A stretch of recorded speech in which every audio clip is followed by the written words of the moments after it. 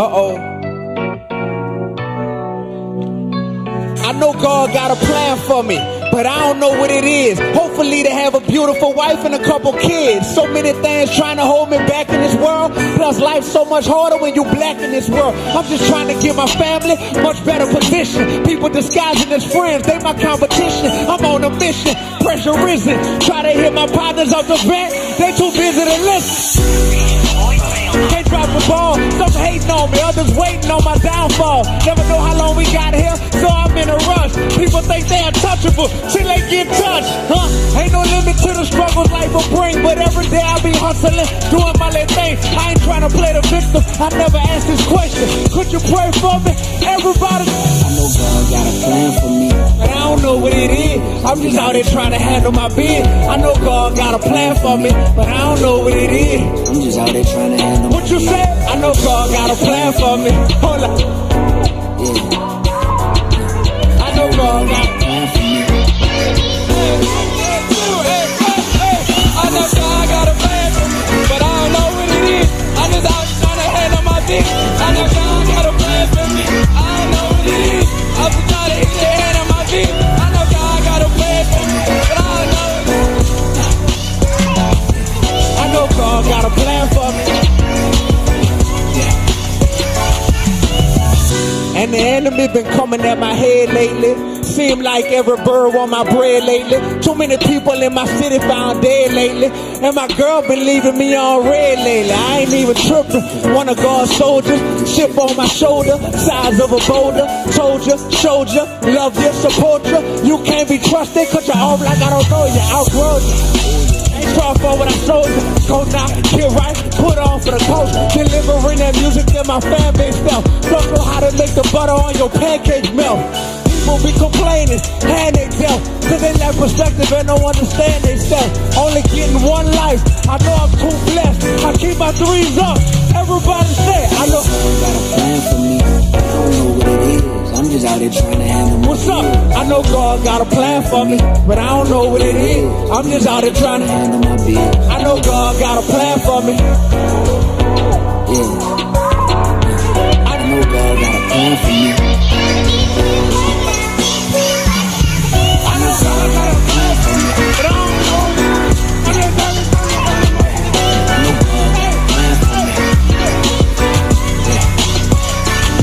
I know God got a plan for me. I know God got a plan for me, but I don't know what it is. I'm just trying to handle my business. I know God got a plan for me. I don't know what it is. I just how you trying to left side. I know God got a plan for me. Right side. In the middle. Everybody.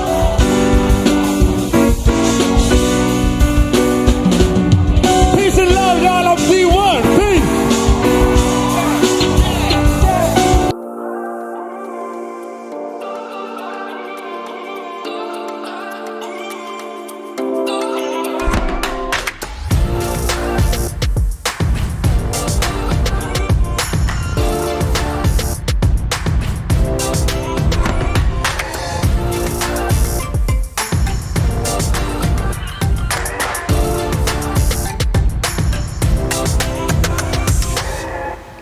Hey, what's up, everybody? Welcome to our time of message. If this is your first time hanging out with us, thank you so very much. We're always excited that you guys get a chance to hang out, and we get a chance to hang out together. I hope that this is good for you. So we're in this series. It's called Bittersweet, and we're talking about forgiveness, and we're talking about really how sometimes when people do us wrong, it kind of feels a little sweet when we can get a little revenge, whether it be our attitude, whether it be how we treat them. So that's the kind of conversation that we've been having, and we've been including the idea of forgiveness. But let's be real. Let's be real. You ready to be real? Forgiveness and talking about forgiveness and actually putting it into action is a little bit easier said than done. And we can talk all day long about what we should do and how we should do it and why it's important, but actually putting it into practice is the hard part.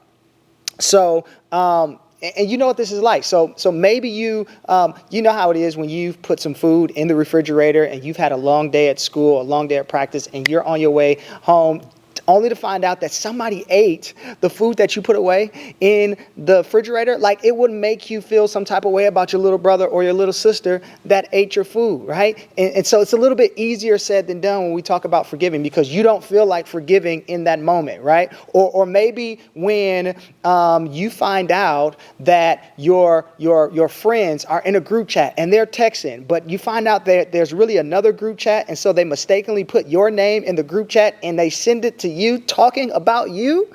Like, the idea of forgiveness is a little bit more difficult than when what we think about. Or, you know how it is when you're at home and you have your step parents at home and you do something, or you ask to go somewhere and you're like, hey, can I go to the party? Can I go to the game with my friends? And they're like, no, I need you to clean your room first. But then your little sister or your other step sibling, when they ask to do something or ask something that they want, everything is, good to go. And you just kind of feel some type of way about the person who treated you unfair. You feel some type of way about the person who you feel like has done you wrong. And so the idea of forgiveness is a little bit harder than we think about, right? Because the reality is, when we think about the people that treated us unfair, when we think about the people that have done us wrong, the reality is that we get frustrated. Right? We get frustrated when we think about the person, when we think about the situation. We get angry sometimes, and we feel like,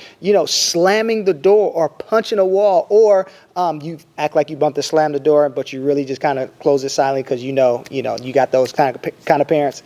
I know how you I know how you feel, right? But this is the way that we feel. Or we don't say anything. We don't get an attitude, or we don't yell. We don't get angry. We just get distant. And we say, you know what, this doesn't deserve my time. I'm not going to say anything. And so we treat people a little bit differently in not saying anything at all. Or sometimes we just get even. You did it to me, I'm going to do it to you. But no matter how we react, the truth is the same. Because of the unfairness or the hurt of a relationship or with anybody else, the reality is that the relationship is always broken. The relationship is damaged, and it just doesn't feel right, right? Whether it be your friend, whether it be a parent, whether it be a sibling, the relationship just doesn't feel the same way. And it doesn't feel the same way because they were the ones who did wrong, right? And we're the ones who are right. They are wrong and we are right. And when we feel like we're the ones who are right and they're the ones who are wrong, our reaction, our distance, our frustration, our anger, the words that we say, the attitude that we give, sometimes we can justify that because they're in the wrong and we're in the right. But what does it mean to allow someone to actually get it passed, right? Because that's really what it feels like when we forgive someone. It feels like we're giving them a pass. But what if God says something different when it comes to forgiveness? What if forgiveness is necessarily not a cop-out, but it's something bigger than that? And that's kind of what I want us to talk about today, because in the Bible, in the book of Romans, it is written by the Apostle Paul, and Paul is one of the most popular Christians, and he's writing to a group of new Christians. But here's the catch. The group of new Christians are living in a place, Rome, where Christians aren't really like that much. And because the leaders and the governors and the people that have the authority and power really don't like the Christians, obviously a lot of the rules and a lot of the things that they mandate for all of the citizens living there are oftentimes unfair to all of the Christians. And you would think that the Christians, because they're being treated unfair, that they would be frustrated, that they would be angry, that they would rise up and, cause a revolution and a rebellion and take over the whole government, right? You would think that Paul would instruct them to do that. Like, let's rally together so that we can take care of the people who are treating us unfair. But Paul doesn't do that. He actually demonstrates how we should handle people when they treat us unfair. Here's what he says. It's in Romans chapter 5, verse 8. He says, "But God demonstrates his own love for us in this: while we were sinners, Christ died for us." Whoa. You mean to tell me that when somebody treats me unfair, you want me to think about God? You want me to think about what God did for us? And that's exactly what Paul was trying to get us to do. Paul wants us, and what he's saying is really that when somebody treats us unfair, when somebody does something that we don't like, when that friend, or maybe they're not a friend at all, and they do something that you don't like, and you feel like getting even, you feel a little bit bitter, you feel like they deserve the silent treatment that you're giving them, Paul is saying that not to focus on what the person did, not to focus on the offense, not to make a case for what's unfair or for what is fair, but what Paul is saying is that we should always focus on God. And that's the big deal. Like, if we would legit focus on God, how different might we see the situation, or how different might we see the other person? Because here's a reality that we all need to get. When we understand who God is, it changes everything. Even how we see forgiveness. Even the person that you don't like right now.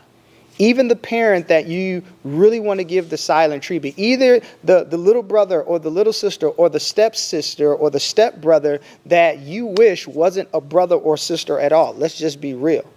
But when we really focus on God, it changes how we see everything. When we understand who God is, even when it comes to forgiveness. Because here's what Paul is saying. Paul is saying that God extended love towards us. Paul is saying that God didn't hold back when we did something wrong. Hold up. You mean to tell me that when we look at the people that done us wrong, we shouldn't look at the situation or how unfair it is, but we should first look at God and how the wrong that we've done towards God actually deserves even a greater punishment, even a greater silent treatment. So what would that look like? Like right now, if you would think about the wrong that you've done towards God. Come on, raise your hand if you've ever lied before. Yeah. Raise your hand if you've ever treated somebody unfairly yourself. Yeah. Raise your hand if you ever talked about somebody behind their back. I mean, let's just be real. Like, we've all have done a little bit of wrong on our own. And here's what God says, that he demonstrates his love for us, that even while we do God wrong, he still sent his son to die for us. He still sent his son to care for us, to love us, to give us away in an example. So here it is. God didn't cancel us, but he canceled our wrongs. That's exactly what he did. Even though we deserve to be canceled, he didn't cancel us. He canceled the wrong that we do. And here's the reality. If we're truly going to follow God, if we're truly going to live for God and try our very best to live for God, we have to follow the example that he gave us. That he demonstrated his love, that he didn't cancel us. He didn't give us wrong for wrong. He didn't get even. He didn't get frustrated or angry with us. But he actually loved us more. He actually sent his son to truly show his compassion. And so we can do the same thing. Even as hard as that sounds, we can do the same thing. That is the good news. God didn't give up on us. So we have the opportunity not to give up on the people who've done us wrong. We can't give up on the people who've done us wrong. So I know there's a question that you're thinking in your mind. Does it mean that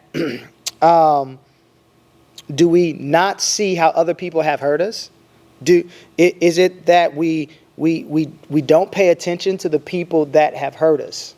Do we not see that people have treated us unfairly? Do we just turn a blind eye to that? And Paul has an answer to that question as well. Here's what he says. It's in another part of the Bible, Colossians chapter 3, verse 13. He says, bear with each other and forgive one another. If any of you has a grievance, bitterness, anger, unforgiveness towards somebody else, forgive as the Lord forgave you.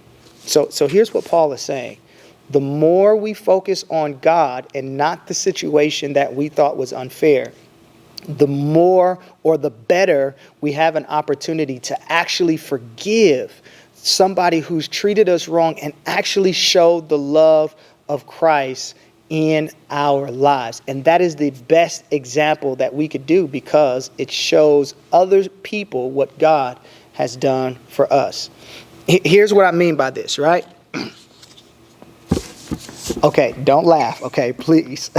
So this is my boy. This is Jay. Let's call him Jay. And Jay's a pretty cool dude. He's super talented. He plays basketball. He plays soccer. And so Jay is a talented dude. All right, talented, right? Jay is pretty cool to be around. He tells the best jokes. I mean, he makes the entire lunchroom crack up, right? So Jay is funny, right? Jay is funny. These are great qualities about Jay. Not only that, but Jay, he lives at home with his mom and his two sisters, and he does a lot to take care of the family when he gets home from school. He takes out the trash, he cuts the grass, he helps out wherever he can, because he truly, truly deep down loves his family. So Jay is a caring dude. Jay cares about the people that are closest to him. But let's be honest about Jay, right? So Jay, he's also the same person that said something mean to you during transition in the hallway. And you didn't like what Jay said because he really fronted you off in front of your friends. And so Jay, sometimes Jay can be, he can be mean, right? Jay can be a little mean. And then that one time, that group text situation that I was talking about, that was your boy Jay, right? And so sometimes Jay can get caught up in a little bit of gossip, all right? Put that right up there by the mouth, because that's where all the conversations be happening, right? So sometimes he's mean. Sometimes he gossips a little bit. And then that one time when you and Jay, y'all, you was going to try to, all right, I'm going to give Jay another chance, but then he still lets you down. He still let you down. And so now you got that situation. Jay let you down, all right? Even though he got the nice shoes and the tube socks, the hat to the back, He kind of fresh, but he got a little gossip in his life. He sometimes is a little bit mean, even though he's trying to fit in, but he's mean, or sometimes Jay let you down. And here's what we do. Here's what we do because of we experience Jay being mean. He's gossip. He lets us down. What we do is we cancel him. And we say, you know what? Let's just throw all of Jay away. So you know what, Jay? Forget it. You know what I'm saying? You can do that with somebody else, but you're not going to do it to me. I'm going to treat you the way that you treated me, just so I can cancel you. And so we cancel Jay, and and maybe you don't know a Jay in your life, but there's people that are just like Jay, and you do the exact same thing to them. You cancel them. You ignore them. You get back at them. You try to embarrass them the way that they've embarrassed you. And here's the reality. When you cancel Jay for being mean and gossip and let you down, you're also canceling the good qualities about Jay. But here's what God did. God didn't see just a person being mean or gossip or a person that let you down, but God looked beyond our faults. And he saw our needs. He saw the good qualities about us. And he didn't cancel us at all, but in actuality, he went beyond what he was supposed to. And he said, I'm going to love this person not for the bad things that people would cancel them for, but I'm going to love them for the good things that I've always seen and that are always there with them. And here's what God did for you. He did the exact same things for you. There are things that could have and should have canceled us with God. There are some things that should have messed up our relationship with God. But God demonstrated his love that even when we should have been canceled, even when we should not have a relationship with it, he said, you know what? I'm going to look past the faults of this individual, and I'm going to look past the faults of Aaron, right? And I'm going to meet the needs of Aaron, and I'm going to care for him. And so here's what we're saying today. We're saying when it comes to forgiveness, we're saying that we should always cancel the debt and not the person. Because the problem of what happens when we cancel the person, we cancel everything that God created them to be. We created all of the good qualities that might be deep down inside that we have not even seen. But if we would express and show God's love through forgiveness, that not only could we correct some of the things that we don't like about the person, but we can also highlight the things that God created them to be so that they can truly live out what's deep down inside, just like what you get a chance to do. You get a chance to live out what is deep down inside simply because of God's love. So here it is. The things we've done wrong don't tell the whole story of who we are. And aren't you glad, I know I am, that God didn't cancel me? And the beauty and the opportunity that we get a chance to do is we get a chance to love people the way that God loved us. So here's what I want you to think about. Forgiveness is a challenge, and let's not get that twisted, right? Forgiveness is hard. Let's not get that twisted, right? People have done us wrong, and it doesn't make it okay that they did things wrong. I understand that 100%. But what would it look like? What would it look like if we didn't give up on people, if we didn't give up on a situation because we know that God didn't give up on us? And what if we model that for the people that we have problems with? Or what if we modeled that for the people in our lives? How different would our lives be, and how different would the situation be if we practice forgiveness? So that's what I want us to pray about. I want us to pray that we would do to others what God has done to us. Don't cancel the debt or cancel the debt, but don't cancel the person. All right. So let's pray about that. God, thank you so very much for this reminder that you did not get back at us. You didn't cancel us. You didn't throw us to the side. You didn't cross out our existence, Lord, but you saw something deep inside of us that allowed you to still love us and still give us another chance after another chance simply because you want what's best for us. God, would you help us to see what's best for somebody else, even in situations that are unfair, even in situations where we feel hurt? Help us to realize and admit where we are, and help us to acknowledge that we can show compassion the way that you've shown compassion. Let that be real in our lives this week. Give us an opportunity this week to show compassion to somebody else. In Jesus' name, amen.